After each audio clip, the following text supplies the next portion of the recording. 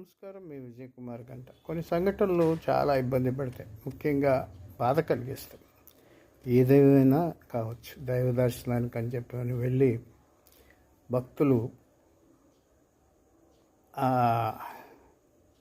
దేవుళ్ళలోనే కలిసిపోవటం అనేది కొంచెం బాధ కలిగిస్తుంది. అందులో దైవ దర్శనం చేసుకోవాలనే ఆతృతలో తిరుపతిలో జరిగినటువంటి తొక్కిసలాటలో వైకుంఠ ద్వార దర్శనంలో స్వామివారిని చూడాలనే ఆతృతలో వెళ్ళి అక్కడ భద్రతా వైఫల్యం కారణంగా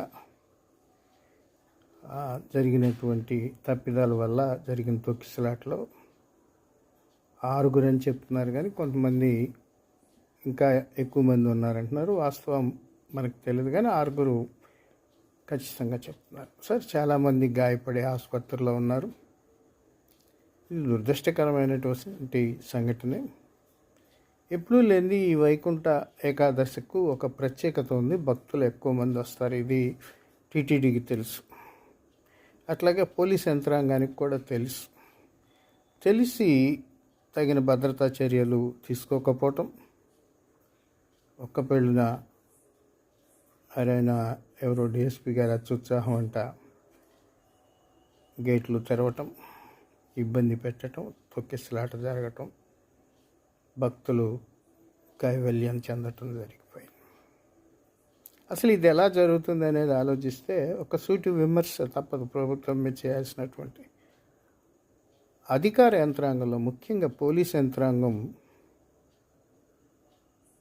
ప్రభుత్వ కంట్రోల్లో ఉండటం లేదు. ఎందుకు ఇలా జరుగుతుందో మనం చెప్పలేం. ఈ పరిస్థితి ఇప్పుడు వచ్చిన ప్రభుత్వం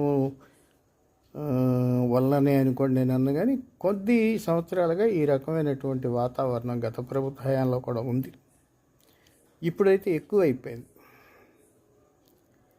వాళ్ళు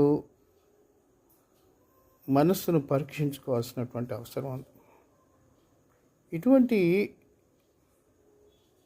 పుణ్యకార్యాలప్పుడు ఎంత జాగ్రత్తగా ఉండాలో కూడా ఆలోచించాలి. అలాగే టీటీడీ చైర్మన్, ఈవో ఏం చేస్తున్నారో కూడా అర్థం కాదు. ఊరికే సొల్లు కబుర్లు. ఇప్పుడు నేను దాదాపు ఒక